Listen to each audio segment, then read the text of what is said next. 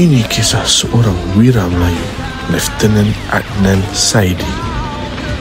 Dilahirkan di Sungai Amal Kajang pada tahun 1915. Keberaniannya terselah ketika mempertahankan Bukit Candu pada tahun 1942.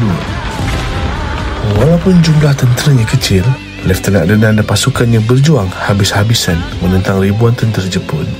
Dia tidak gentar, walau tahu peluang untuk hidup hampir tiada.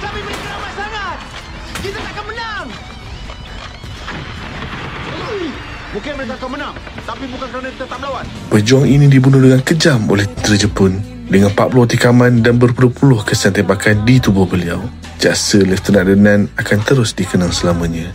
Setuju tak kalau dia antara wira terhebat negara? Biar putih tulang, jangan putih mata.